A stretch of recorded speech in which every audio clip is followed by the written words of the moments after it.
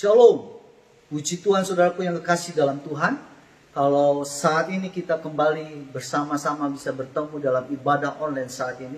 Saya percaya saudaraku dimanapun saudara berada, Tuhan hadir di tengah-tengah kita. Dan Dia siap melawat kehidupan kita.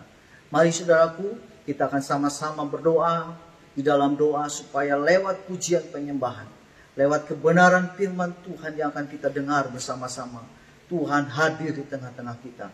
Mari kita berdoa untuk ibadah online saat ini.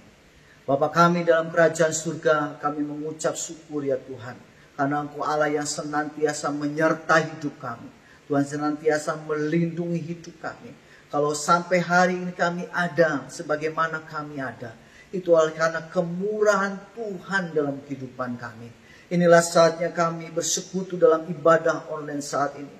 Kami rindu Tuhan Engkau melawat kami dalam ibadah ini. Oleh karenanya Tuhan kami serahkan ibadah ini ke dalam tangan Tuhan. Dari awal sampai akhir. Engkau melawat kami semua. Terima kasih Bapa. Terima kasih Tuhan. Kami akhiri hanya di dalam nama Tuhan Yesus kami berdoa dan bersyukur. Haleluya. Amin. Shalom Bapak Ibu yang dikasihi Tuhan. Kita percaya kasih setia Tuhan melimpah dalam setiap langkah hidup kita. Mari kita akan nyatakan Tuhan Yesus baik. Tiada berkesudahan kasih setiamu Tuhan, selalu baru rahmat-Mu bagiku. Hari berganti hari, tetap kulihat kasih-Mu, tak pernah berakhir di hidupku. Tiada berkesudahan kasih setiamu Tuhan, selalu baru rahmat-Mu bagiku. Minggu berganti minggu, tetap kulihat kasih-Mu, tak pernah berakhir di hidupku. Tuhan Yesus baik, sungguh amat baik, untuk selama-lamanya.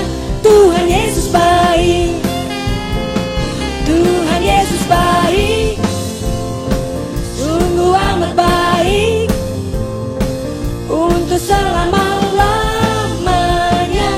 Tuhan Yesus baik.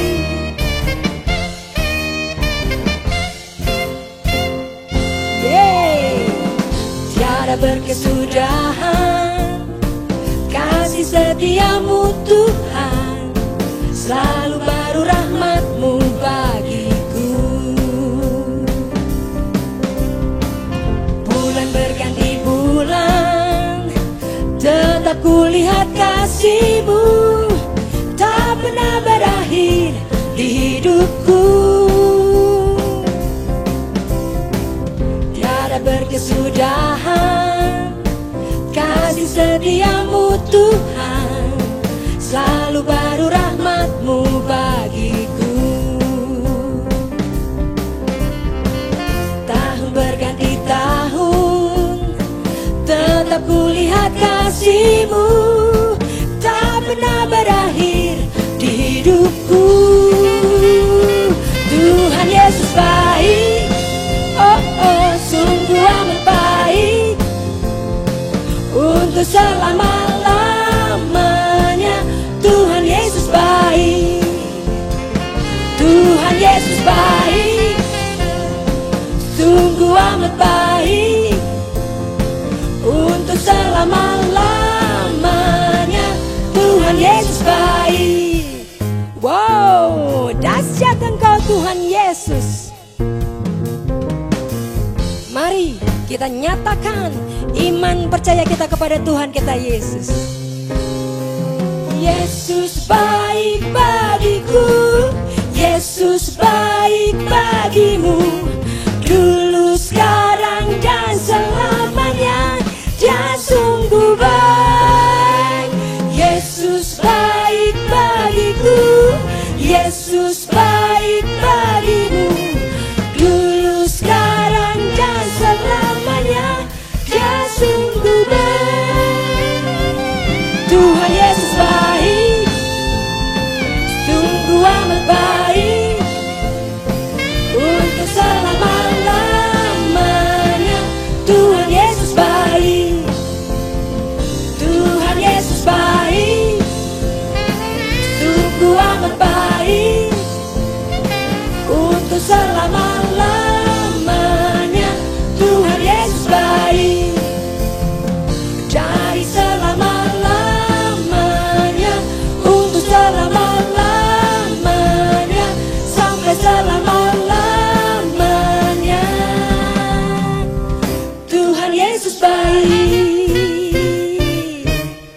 Wow, berikan tepuk tangan yang meriah bagi Tuhan kita Yesus. Haleluya.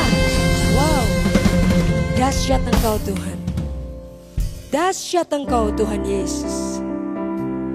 Kami tidak pernah takut sedetik pun Tuhan, karena Engkau selalu ada bersama dengan kami.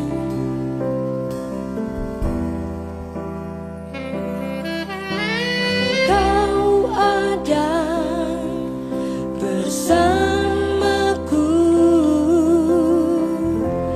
di setiap musim hidupku.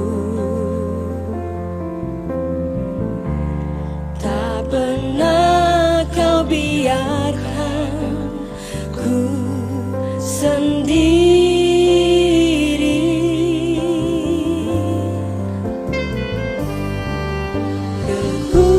Kekuatan di jiwaku adalah bersamamu.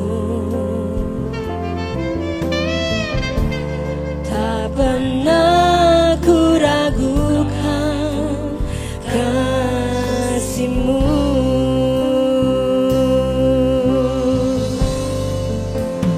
Bersamamu Bapa, ku lewati semua. Perkenananmu yang teguhkan hatiku. Engkau yang bertindak, memberi pertolongan.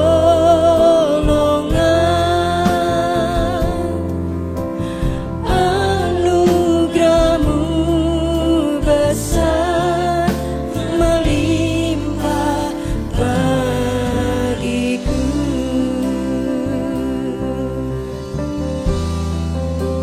Inilah setiap kami Tuhan.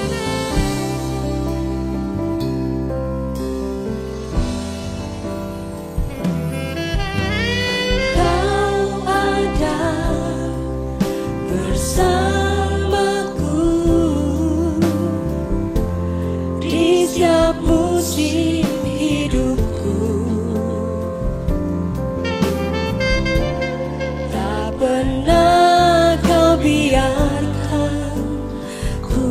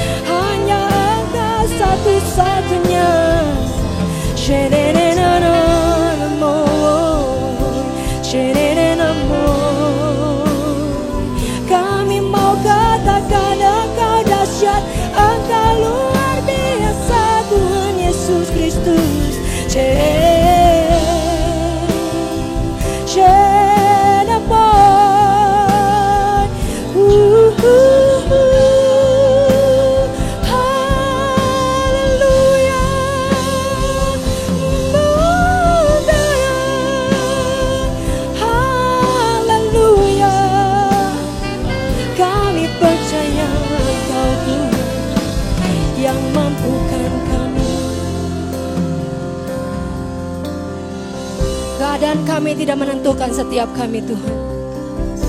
Yang kami pikirkan hanya Engkau. Karena satu-satunya Allah yang mampu membuat kami berjalan hanya Engkau Tuhan.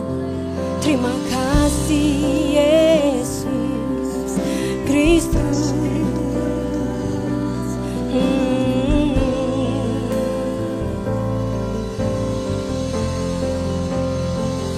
Kau selalu punya cara untuk menolongku. Kau selalu punya jalan keajaibanmu.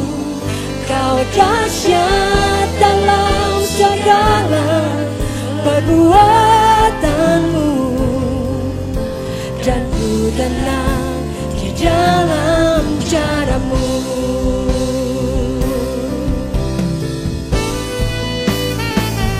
Kau selalu punya cara untuk menolongku. Kau selalu punya jalan keajaibanmu. Kau dahsyat dalam segala perbuatanmu, dan ku tenang di dalam caramu. Kau dahsyat dalam segala perbuatanmu, dan ku tenang di dalam caramu.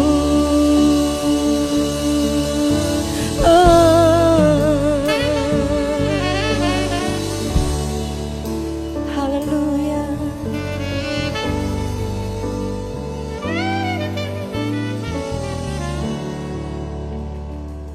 Bapak Ibu, mari kita siapkan hati kita untuk mendengarkan firman Tuhan dan kita berdoa. Kami satukan hati kami Tuhan saat ini untuk mendengarkan firman-Mu. Biarlah Tuhan urapi hamba-Mu yang akan menyampaikan isi hati Tuhan. Biarlah firman Tuhan itu boleh menjadi kekuatan, boleh menjadi pengharapan bagi setiap kami. Beri kami hati, beri kami telinga yang mau mendengar dan mau melakukan firman-Mu dalam hidup kami Tuhan. Terima kasih Tuhan.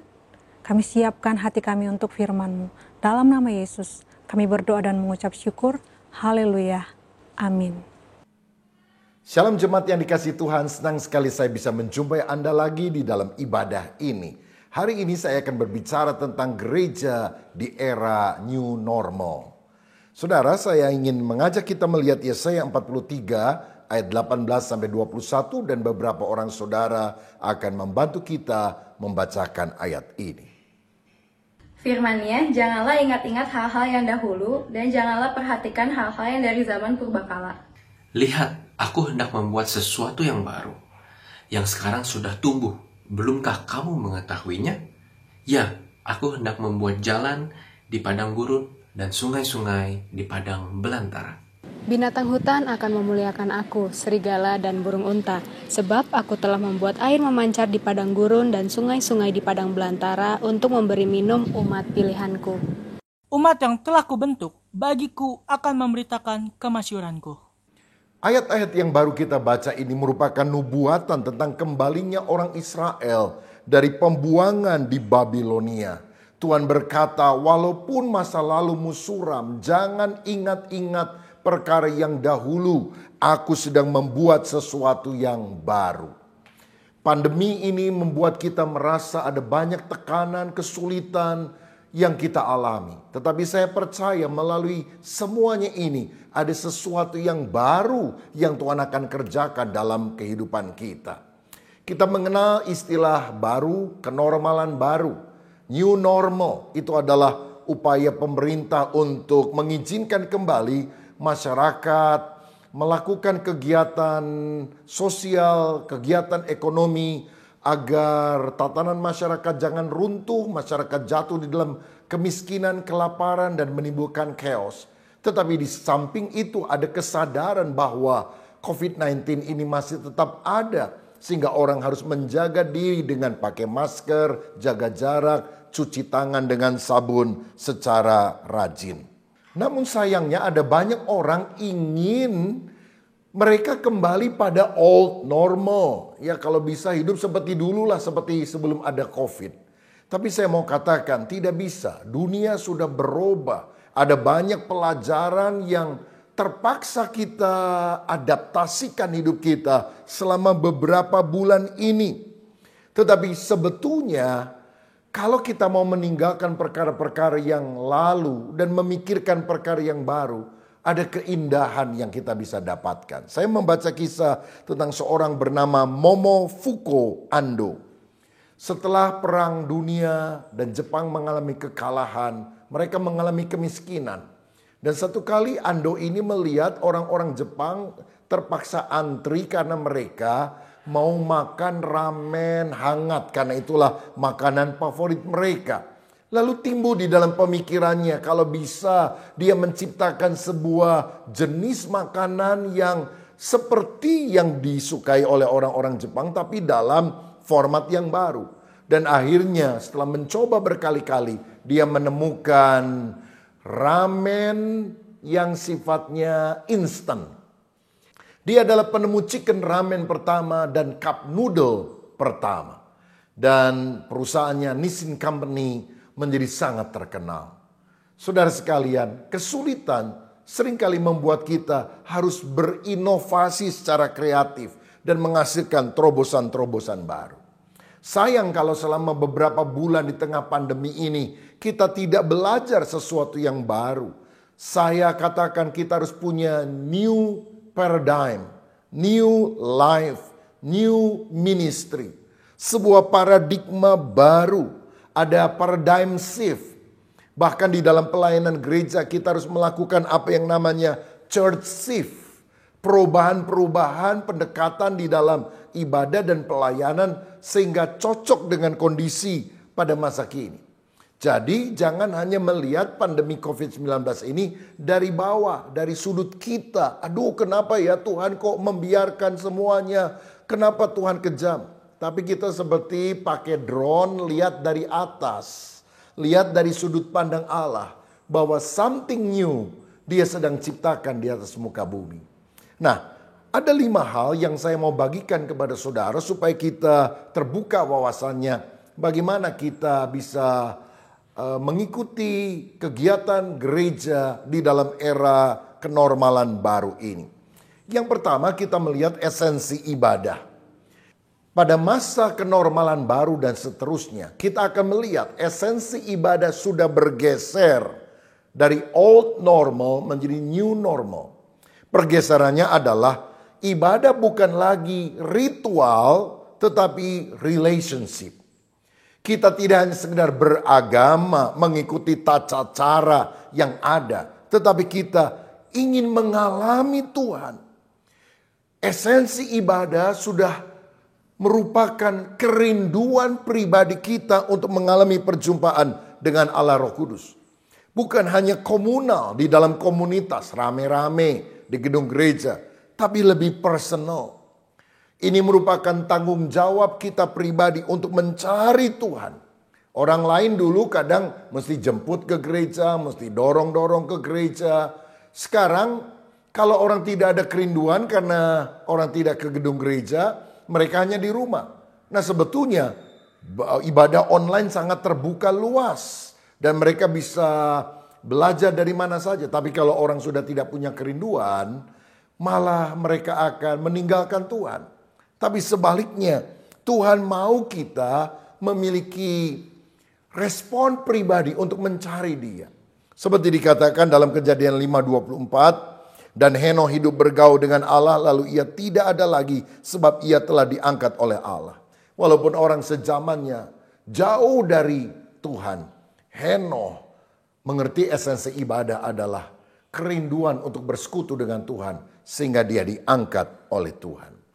Nah, Tuhan menjanjikan di dalam Yehezkiel pasal 36 ayat 26 sampai 27, kamu akan kuberikan hati yang baru, new heart, dan roh yang baru di dalam batinmu, dan aku akan menjauhkan dari tubuhmu hati yang keras, dan akan kuberikan kepadamu hati yang taat. Rohku akan kuberikan diam di dalam batinmu, dan aku akan membuat kamu hidup menurut segala ketetapanku, dan tetap berpegang pada peraturan-peraturanku dan melakukannya. Ini janji Tuhan kepada orang Israel yang dinubuatkan akan kembali dari pembuangan di Babel menuju Yerusalem. Bukan hanya ada pemulihan secara fisik, tetapi yang terutama adalah pemulihan rohani. Mereka ngalami Tuhan. Hati yang keras dirubah menjadi hati yang baru. Saya anak pendeta, dari sejak kecil saya sudah ke gereja. Harus baca Alkitab setiap hari. Tapi terus terang waktu itu saya belum mengalami kelahiran baru. Membaca Alkitab membosankan. Saya pikir Alkitab adalah buku yang mati. Tetapi satu kali saya dijamah oleh Tuhan dalam sebuah retreat. Sejak itu saya berkobar-kobar untuk mencintai dan melayani Tuhan. Saya membeli Alkitab baru, saya baca setiap hari. Bolak-balik Kejadian sampai Wahyu, Kejadian sampai Wahyu. Dan saya ingin taat melakukan kebenaran firman. Dan saya mulai melayani Tuhan sampai hari ini. Saudara, pemulihan rohani inilah yang engkau harus alami di dalam masa-masa ini. Kalau saudara dulu jauh dari Tuhan, sekarang juga makin kering rohani. Engkau tidak belajar apa-apa dari wabah ini. Tapi ketika engkau berkata, Tuhan aku sadar, semua orang bisa terkena virus corona ini. Orang bisa mati lebih cepat dari yang dia duga, dia perkirakan. Tapi kalau aku masih hidup, masih bisa bernafas, aku tahu ini adalah kesempatan dan aku mau mencintai Tuhan, aku mau melayani Tuhan. Esensi ibadah sudah bergeser dari ritual menjadi relationship. Yang kedua, tempat ibadah. Bukan lagi hanya di gedung gereja, tapi di rumah-rumah. Orang dulu menjadikan gedung gereja menjadi center. Tapi sekarang pusatnya adalah di rumah anak-anak Tuhan itu sendiri. Kisah 2 ayat 46. Ini apa yang terjadi pada jemaat mula-mula. Dengan bertekun dan dengan sehati mereka berkumpul tiap-tiap hari dalam bait Allah. Mereka memecahkan roti di rumah masing-masing secara bergilir dan makan bersama-sama dengan gembira dan dengan tulus hati sambil memuji Allah. Gereja mula-mula bertemu tiap hari di bait Allah dan di rumah-rumah. Mereka belajar kebenaran firman, mereka menyanyi, memuji Tuhan. Sehingga kita tahu bahwa ada kehidupan rohani yang luar biasa di dalam rumah-rumah. Tahukah saudara, gedung gereja itu mulai dilakukan pembangunannya oleh orang-orang Kristen kira-kira abad keempat Masehi. Tahun 300 sekian setelah Konstantin menjadi Kristen dan kemudian kaisar yang lain mengizinkan orang Kristen beribadah. Bahkan dia menjadikannya sebagai agama negara. Berarti 3 abad sebelumnya dari sejak Yesus naik ke sorga sampai 300 tahun lebih setelah itu. Mereka beribadah di mana? Mereka beribadah di rumah-rumah. Dan bukankah Tuhan sedang membawa kita kembali pada pola perjanjian baru kehidupan di jemaat mula-mula. Nah, jadi pada waktu itu gereja kan masih dianiaya. Sehingga mereka harus memberitakan Injil bukan dari gereja ke gereja. Mereka memberitakan Injil dari rumah ke rumah. Dan pergerakannya sangat dahsyat. Tahukah saudara, seluruh gedung gereja yang ada di dunia, kalau semua bangkunya dikeluarkan dan orang masuk berjejal-jejalan, gak ada social distancing, saya rasa tidak sampai 1% penduduk dunia bisa ditampung di dalam gedung gereja. Bukankah ini seharusnya menyadarkan kita? Bukan orang yang harus datang ke gedung gereja. Gereja yang harus membawa berita Injil kepada dunia. Keluarga adalah gereja pertama dan terutama yang harus kita layani. Saya membaca dalam 1 Timotius fase yang ketiga ayat 4 dan 5 ketika Paulus memberikan persyaratan untuk penilik jemaat, penatua atau seorang hamba Tuhan. Dikatakan seorang penilik jemaat itu haruslah seorang kepala keluarga yang baik, disegani dan dihormati oleh anak-anaknya. Jikalau seorang tidak tahu mengepalai keluarganya sendiri, bagaimana ia dapat mengurus jemaat Allah? Ayat 12. Diaken haruslah suami dari satu istri dan mengurus anak-anaknya dan keluarganya dengan baik. Berarti pelayan Tuhan itu harus menjadikan keluarga sebagai pelayanannya yang paling utama. Sekarang ini ada banyak orang secara ritual melakukan pelayanan di gereja, aktif sekali di gereja, tetapi tidak menunjukkan kesalehan di dalam keluarga. Di keluarga malah ribut, berantem. Lalu pelayanan di gereja itu cuma pelarian. Ini sesuatu yang tidak baik.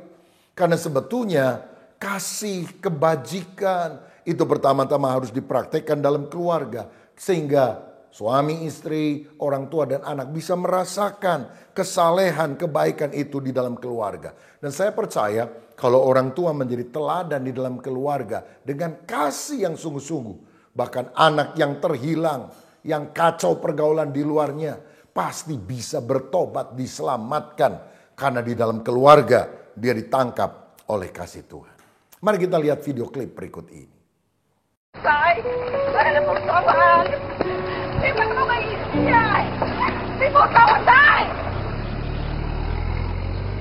How easy it is for us to forget what it was like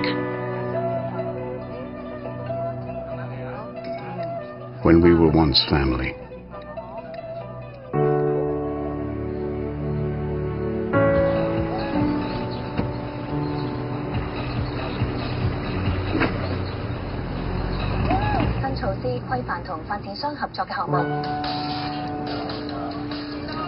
The times we shared.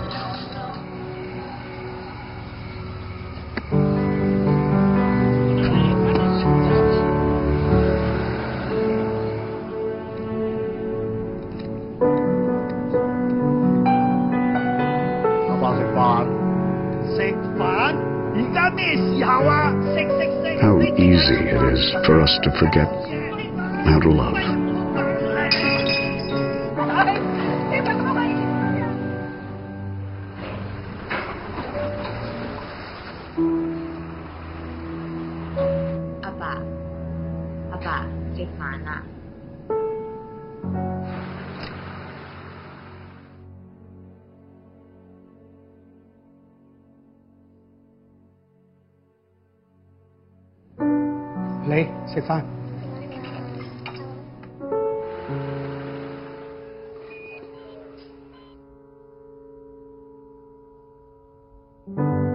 How easy it is for us to forget how to smile.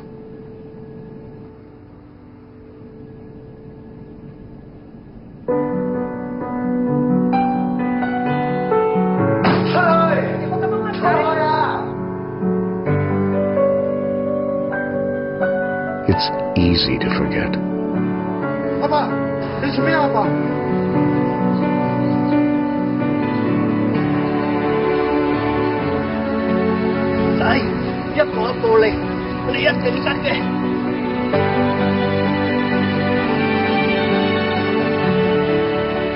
But it's even harder not to love.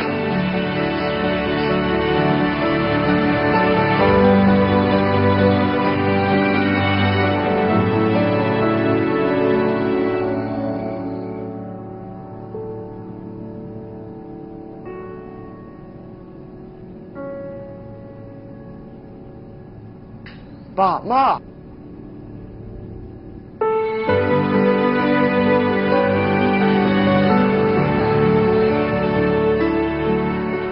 Apa? Nama Stefan.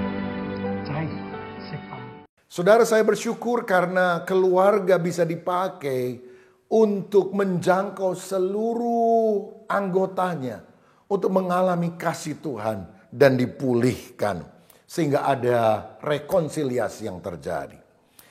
Nah, hal yang penting yang harus dilakukan di dalam keluarga adalah gereja perlu melatih supaya di dalam setiap keluarga ada mesbah keluarga. Ada yang menyebutnya family altar, ada yang menyebutnya mesbah doa keluarga. Di mana ayah harus menjadi imam, istri harus menjadi penolong. Disinilah gereja harus menyiapkan bahan-bahan yang ada, panduan untuk nyanyian pujiannya, kemudian perikop Alkitab yang dibaca, lalu kemudian anggota keluarga bisa sharing ayat mana yang memberkati mereka, lalu bersaksi penerapan ayat itu dalam kehidupan pribadi, diakhiri dengan doa syafaat. Kalau semua keluarga memiliki mesbah doa, Maka ibadah minggu di gedung gereja itu hanyalah celebration, perayaan daripada keluarga-keluarga Kristen yang sudah mengadakan ibadah keluarga di rumahnya masing-masing bersama-sama bersorak-sorai untuk kemuliaan nama Tuhan. Dan di gereja pendeta memberikan perlengkapan, menjadi seorang equiper yang memperlengkapi orang-orang bagaimana mereka bisa efektif melayani keluarganya masing-masing. Saudara, inilah yang kita harus pahami sekarang tentang pergeseran tempat ibadah, bukan hanya di gedung gereja, tapi juga di rumah. Yang ketiga, ada sesuatu yang baru yang kita harus tekankan dalam relasi ibadah. Penting sekali membangun relasi, hubungan di dalam ibadah. Dengan siapa relasi harus dibangun? Dengan Tuhan dan juga dengan sesama. Karena dalam Matius 22 ayat 37-39, Yesus memberikan kepada kita perintah agung untuk kita mengasihi Tuhan secara vertikal dan mengasihi sesama secara horizontal. Dan ini adalah prinsip salib, vertikal dan horizontal. Nah, selama ini kita tahu ibadah minggu itu biasanya berlangsung searah. Pendeta khotbah di mimbar dan jemaat tidak boleh bertanya, mengajukan pendapat, hanya paling-paling mengaminkan atau bertepuk tangan. Jadi ibadah minggu pada umumnya tidak interaktif. Orang hanya mendengar atau kalau di rumah hanya nonton ibadah online.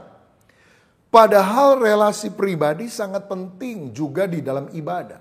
Lihat Yesus ketika bersama dengan murid-muridnya. Ketika dia mengajar, dia sering mengajukan pertanyaan-pertanyaan. Dia menantikan jawaban dari murid-muridnya. Murid-muridnya juga sering bertanya kepada dia. Atau mereka saling berdiskusi satu dengan yang lain. Sehingga itu bukan hanya menjadi pengetahuan di akal. Tapi bisa mereka implementasikan di dalam kehidupan pribadi. Nah, saudara sekalian, di mana relasi ibadah dengan sesama ini bisa dilakukan? Terutama di dalam kelompok sel dan kelompok pemuridan. Di mana kita pada masa pandemi ini bisa juga melakukannya secara video call atau Zoom meeting, bahkan melalui telepon, bisa secara online. Kalau kondisi sudah lebih memungkinkan, kita juga bisa melakukannya secara offline, ketemu langsung. Seperti gereja mula-mula. Mereka ketemu, makan bersama dengan bergiliran dan membahas firman Tuhan, bersaksi, berdoa bersama. Nah, jadi tidak harus ada mimbarnya yang mimpin pujian, doa berkat. Karena di meja makan mereka bisa ngobrol sambil ketawa, sharing. Tapi yang dibahas adalah tentang Kristus, firman-Nya, dan penerapan kehidupan Kristen dalam hidup setiap hari. Dan saya percaya kalau saudara tergabung di dalam kelompok sel, engkau akan punya komunitas saudara seiman yang saling menguatkan. Ketika engkau sedang punya masalah, lagi sakit, lagi ada pergumulan, teman-temanmu akan sangat mendorong, menguatkan saudara. Dan saya percaya di dalam doa sepakat, ada mujizat yang Tuhan akan lakukan. Karena doa orang yang benar bila dengan yakin didoakan, sangat besar kuasanya. Kita akan mendengarkan sebuah kesaksian tentang seorang anak Tuhan yang selama ini tidak pernah kelompok sel. Tapi ketika dia mengalami pergumulan, dia mulai ikut kelompok sel dan dia dikuatkan, kerohaniannya bertumbuh. Dan mujizat pun terjadi. Mari kita saksikan bersama. Kami sudah menikah selama kurang lebih 2 tahun. Sejak awal pernikahan kami tidak pernah untuk membatasi memiliki seorang anak.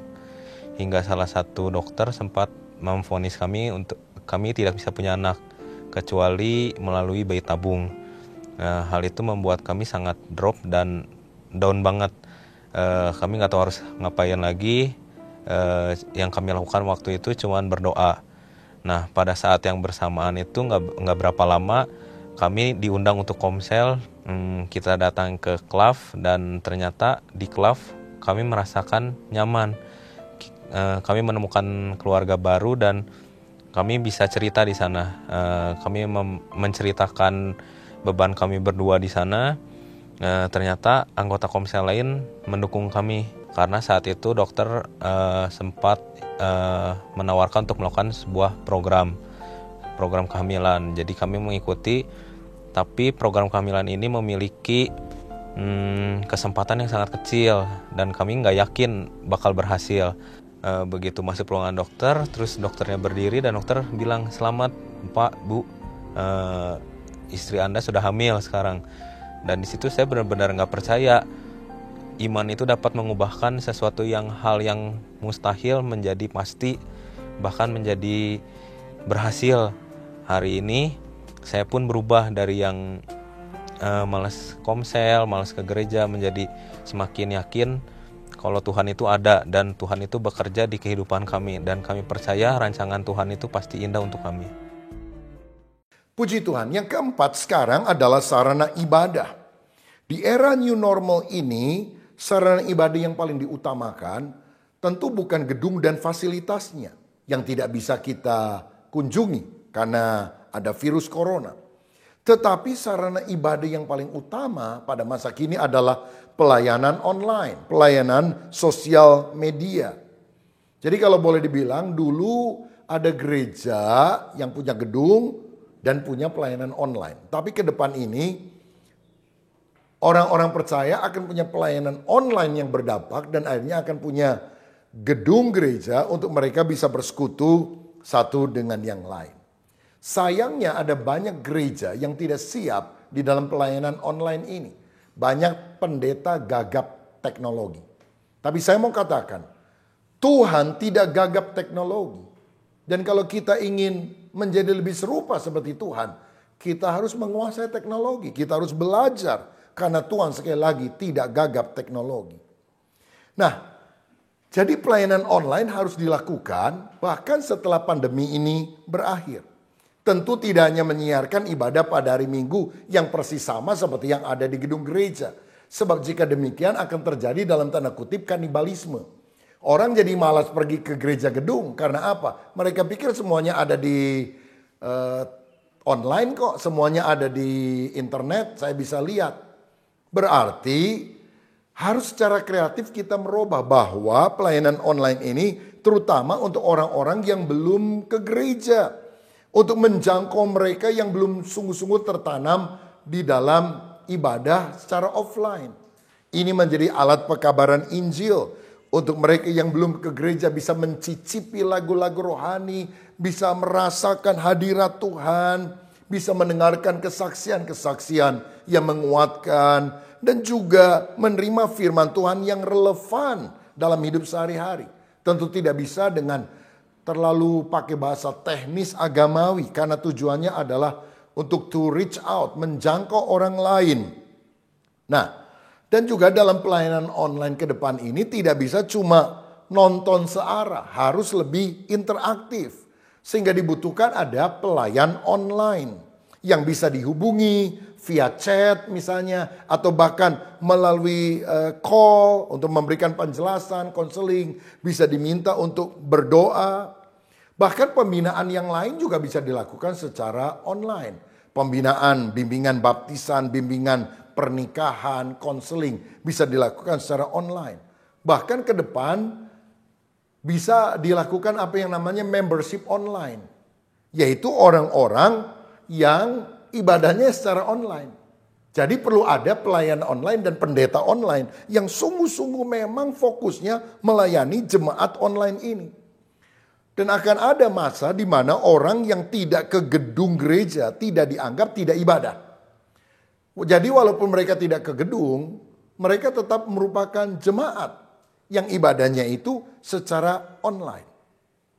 Walaupun saya sampai hari ini berpendapat tetap ketemu itu penting. Karena ada unsur koinonia, persekutuan yang lebih erat yang kita bisa nikmati ketika kita ketemu bersama-sama.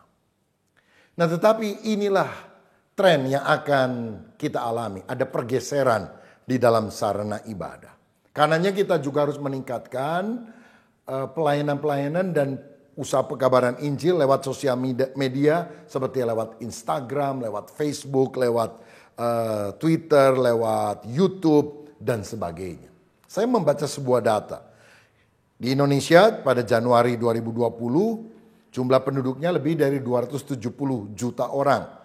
Pengguna handphone itu 338 juta, 124% lebih daripada populasinya. Luar biasa bukan? Kemudian pengguna internet 175 juta orang, artinya 64% dari populasi. Dan yang aktif di sosial media 160 juta orang, 59% dari populasi. Jadi bayangkan kalau kita bisa menggunakan ini sebagai platform, sebagai mimbar untuk menyampaikan firman Tuhan. Mimbar pada masa ini bukan kayu yang ada di depan panggung di mana pendeta biasanya berdiri untuk khotbah. Mimbar kita sekarang adalah HP. Mimbar kita sekarang adalah sosmed yang kita miliki ini. Saya mengajar di sekolah teologi, satu kali ada mahasiswa baik S1 maupun S2 ngomong begini, karena mereka berasal dari bermacam-macam gereja. Pak, saya ini udah belajar hermeneutika, ilmu menafsirkan ayat Alkitab, homiletika, ilmu berkhotbah. Tapi sama pendeta saya di gereja, saya nggak pernah disuruh-suruh khotbah tuh. Jadi kapan ya saya bisa dapat bagian untuk khotbah? Saya bilang, itu paradigma lama. Paradigma sekarang adalah sosial media adalah mimbarmu. Saudara bisa bikin khotbah 1 menit misalnya melalui Instagram setiap hari. Atau bikin renungan harian, renungan pagi 5 menit, 10 menit. Engkau bahas firman. Dan kalau engkau melakukannya dengan tekun, banyak sekali orang akan terberkati. Saya ingat ada seorang mahasiswa S2 di sekolah teologi yang saya pimpin. Dia sekarang ini aktif sekali di dalam memberikan bahan-bahan renungan harian dan sebagainya melalui YouTube. Dan saya lihat subscribernya hampir 400.000, bayangkan. Dan renungan yang dia tayangkan setiap hari, dia tidak munculkan wajahnya, hanya gambar dan sebagainya. Itu bisa didengar oleh 20.000 orang. Bayangkan, gereja yang menampung 20.000 orang. Sulit sekali, di mana gereja semacam itu? Mungkin hanya bisa dihitung dengan jari. Tapi melalui sosial media, banyak sekali orang yang bisa terjangkau. Saudara, lihat pergeseran pada era ini. Sarana ibadah bukan lagi pada gedung dan fasilitasnya, tapi pada pelayanan online, pelayanan sosial media. Maukah saudara masuk ke sana, menjadi alat Tuhan untuk menjangkau jiwa? Dan yang kelima, yang terakhir adalah ada paradigm shift, ada church shift dalam pelayan ibadah. Pelayan ibadah pada masa kini lebih banyak didominasi oleh kelompok tua, dewasa dan tua. Tetapi yang akan datang akan banyak didominasi oleh generasi muda, Y atau milenial, dan kemudian generasi Z. Kisah Rasul 2 ayat 17 berkata, akan terjadi pada hari-hari terakhir, aku akan mencurahkan rohku ke atas semua manusia. Maka anak-anakmu laki-laki dan perempuan akan bernubuat, teruna-terunamu akan mendapatkan penglihatan-penglihatan. Ini artinya ketika rawatan Roh Kudus itu terjadi, generasi muda akan dijamah hatinya bagi Tuhan. Itu juga selaras dengan Mazmur 127 ayat 4 dan 5. Seperti anak-anak panah di tangan pahlawan, demikianlah anak-anak pada masa muda. Berbahagialah orang yang telah membuat penuh tabung panahnya dengan semuanya itu. Ia tidak akan mendapat malu apabila ia berbicara dengan musuh-musuh di pintu gerbang. Saudara, dalam peperangan rohani yang kita harus hadapi, maka kelompok yang lebih senior harus sadar bahwa seorang muda like an arrow, sebagai seorang anak panah yang bisa ditembakkan untuk kena kepada si musuh. Berbahagialah orang yang mengisi penuh tabung panahnya itu, karena dia akan memperoleh kemenangan. Jadi generasi tua harus kolaborasi dengan generasi muda untuk memaksimalkan mereka di dalam pelayanan dan peperangan rohani. Beberapa tahun yang lalu dalam sebuah seminar di Melbourne yang diikuti oleh ribuan orang, hamba Tuhan dari gereja Planet Shakers yaitu Russell Evans, kemudian tiba-tiba di tengah khotbahnya berhenti dan dia memanggil beberapa orang dari Indonesia yang hadir. Mungkin ada beberapa orang saja, tidak terlalu banyak. Kebetulan Jessica, anak saya, merupakan salah satu orang yang ada di sana. Dan dia mendapatkan pesan Tuhan, dia sampaikan. Akan terjadi lawatan Tuhan yang besar di Indonesia. Tuhan akan membangkitkan jutaan anak-anak muda di Indonesia yang cinta mati-matian kepada Tuhan. Dan mereka akan membawa sinar terang kemuliaan Allah ini kepada bangsa-bangsa. Wow, inilah janji Tuhan di mana generasi muda di Indonesia, di tanah air kita akan menjadi berkat bagi bangsa-bangsa. Wow. I feel something very strong about Indonesia, that God is going to do something very significant in Indonesia.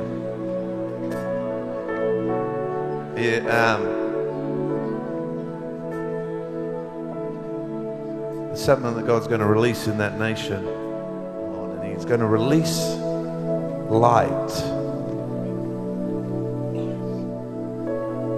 And I'm raising up a church that's glorious, that's strong, that's powerful. Will we place our hands towards these awesome leaders? For I'm raising up the house of Judah, the house of praise. I'm raising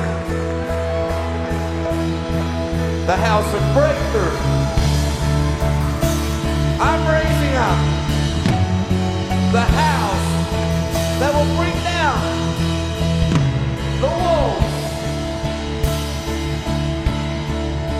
that the enemy's trying to set up. I'll release a sound in that nation that will shift things, that will move things, that will open the heavens, and there will be a release. Wow. This is what I see. I see millions and millions of young people on fire, sold out, in love with Jesus, that serve that nation like no one's ever served it before. I see fire beginning to spread and spread and spread, and the glory cloud. Wow. That's what I just saw. In the wilderness in Israel, they were led by the cloud and the fire. And I saw this. There was fires of the Spirit. They're going to come out of the nation of Indonesia. This is a strategic time in the nation of Indonesia. This is a time where the wind catches the fire, and the fire begins to burn and burn and burn and burn. Everybody put your hands towards them and say, fire of God, cloud of God, fire of God. We release it by faith. We release it by faith. We thank you, Lord. We thank you, Lord. We thank you, Lord. We thank you, Lord. Saya rindu generasi muda mendengar dan masuk di dalam kegerakan ini. Bukan hanya menggunakan waktunya untuk bermain games, mendengarkan musik melalui internet. Tetapi sekarang kita bisa menggunakan sarana ini untuk mendengarkan firman, mendengarkan pelajaran Alkitab, untuk bersaksi, untuk memberitakan Injil, untuk memenangkan jiwa. Dan saya percaya generasi muda lebih gampang terlibat dalam pelayanan online untuk menjangkau generasinya. Secara offline juga generasi muda akan terlibat di dalam pelayanan. Tentu pelayanannya tidak seformal generasi pada masa kini. Mereka tidak menjadikan gereja dan mimbar sebagai senternya. Tapi mereka akan meluas ke komunitas. Mereka akan secara langsung melayani sekolah, kampus. Mereka akan memberitakan Injil di rumah makan, di kafe, di berbagai tempat. Sehingga pembinaan kepada generasi muda dan juga anak-anak sekolah minggu itu merupakan hal yang sangat penting untuk kita lakukan.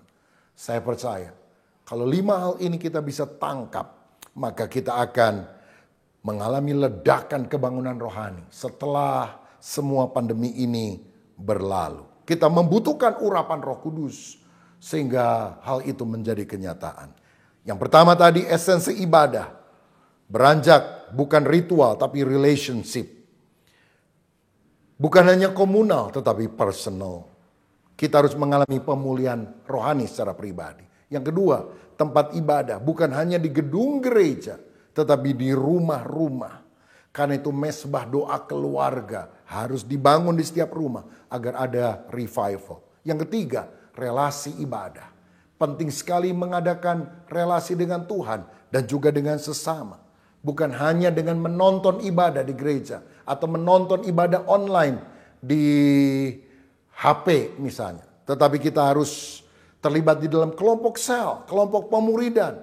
Di mana secara interaktif kita bisa berbicara satu dengan yang lain. Sarana ibadah yang utama bukan lagi gedung gereja dan fasilitasnya, tetapi pelayanan online, pelayanan sosial media yang harus kita kembangkan. Dan yang kelima, pelayan ibadah yang akan banyak bergerak adalah generasi muda. Saudara, kalau ada anak-anak muda yang mengikuti ibadah ini, siapkan diri saudara. Mulai sekarang, sebab Tuhan sedang mencari generasi muda yang akan dipakai seperti Yesaya yang mendengar suara Tuhan dan berkata, siapakah yang akan kuutus? Siapakah yang akan pergi untuk aku? Biarlah engkau menjawab, ini aku, utuslah aku. Amin. Mari sekarang kita akan nyanyikan sebuah pujian, berhembuslah Roh Kudus di tempat ini. Kita rindu urapan Roh Kudus mengalir pada gerejanya di akhir zaman. Berhembuslah Roh Kudus di tempat ini. Berhembuslah Roh Kudus dengan kuasa-Mu. Pulihkanlah gereja-Mu di akhir zaman. Berhembuslah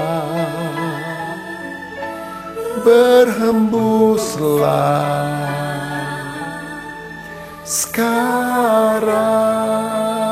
Mari kita sekali lagi ucapkan, berhembuslah Roh Kudus di tempat ini. Berhembuslah Roh Kudus dengan kuasa-Mu.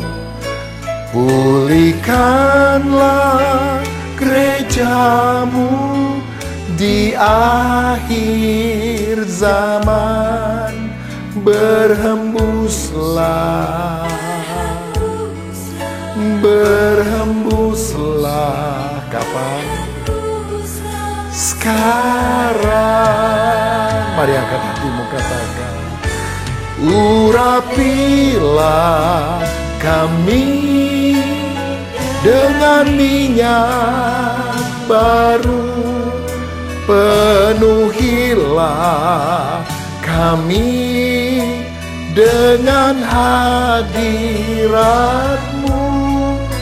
Kami rindu Tuhan melihat kuasa-Mu dicurahkan di tempat ini. Mari kita tunduk kepala, kita berdoa. Terima kasih Tuhan buat kebenaran firman-Mu yang menguatkan kami hari ini. Terima kasih buat hamba-Mu yang menyampaikan isi hati-Mu. Terima kasih Tuhan bila kebenaran firman-Mu Tuhan menjadi suluh dalam kehidupan kami, untuk menuntun kami, mengubah paradigma kami. Dan kami percaya Tuhan, berkat-Mu untuk setiap kami yang mendengar firman-Mu, agar kami bisa melakukan dalam kehidupan kami. Berdoa juga Tuhan buat hamba-Mu yang menyampaikan isi hati Tuhan. Tuhan memberkati, Tuhan mengurapi, dalam memimpin gereja dalam pengembalaan, dalam sinode, Tuhan memberkati di dalam nama Tuhan Yesus. Dan kami percaya Tuhan, hari ini firman-Mu yang memerdekakan setiap kami. Di dalam nama Tuhan Yesus, kami berdoa dan mengucap syukur buat kebenaran firman Tuhan. Haleluya. Amin. Demikian Bapak Ibu Saudara, akhir daripada ibadah ini. Biarlah kita semua diberkati Tuhan. Mari kita bersama-sama mengucap syukur atas pertolongan penyertaan Tuhan. Mari kita berdoa. Bapa kami yang di surga, oleh anugerah-Mu kami bersyukur bisa bersama-sama beribadah hari ini. Engkau sudah menolong kami dari awal hingga akhir, dan kami mendengarkan firman Tuhan, di mana firman-Mu ini Tuhan kiranya menjadi penuntun kami. Engkau memberikan kekuatan kami melangkah di dalam iman kami bersama Tuhan, melakukan firman Tuhan ini Tuhan. Terima kasih untuk anugerah-Mu bagi kami semua. Tuhan, Engkau memberkati juga ketika kami sebentar akan memberikan persembahan kami, kiranya Engkau menerimanya, semua yang kami berikan dengan sukacita, dengan sukarela. Biarlah ini menjadi berkat bagi pelayanan yang ada. Anugerah Tuhan melimpah bagi kami semua. Kami membawa doa syafaat kami bagi Indonesia. Tuhan memberkati para pemimpin kami Tuhan. menolong kami untuk mengatasi masalah pandemi yang ada. Oleh kuasa Tuhan, oleh darah Kristus, kami bersatu hati, kami patahkan kuasa pandemi COVID ini di dalam nama Tuhan Yesus. Sehingga Indonesia kembali menjadi normal Tuhan. Terima kasih untuk anugerah-Mu. Engkau memberkati semua jemaat Tuhan. Ketika kami ada di dalam pergumulan, kasih karunia Tuhan memberikan kami kekuatan iman percaya. Dan kami melewati masa ini bersama dengan Tuhan. Engkau memberkati pekerjaan, Tuhan memberkati keluarga, Tuhan memberkati yang kami lakukan. Dan kami juga berterima kasih untuk setiap jawaban-jawaban doa yang sudah diberikan kepada sidang jemaat Tuhan. Terima kasih Tuhan. Kami akan berpisah dan mari jemaat Tuhan mengangkat tangan, memohon berkat kepada Tuhan. Bapa kami yang di surga, kami bersyukur untuk semua yang Tuhan lakukan. Biarlah berkat daripada Allah Bapa, kasih sayang daripada Tuhan Yesus, penghiburan pertolongan daripada Roh Kudus, menyertai kami dari sekarang sampai selama-lamanya. Di dalam nama Tuhan Yesus kami berdoa mengucap syukur. Haleluya. Amin.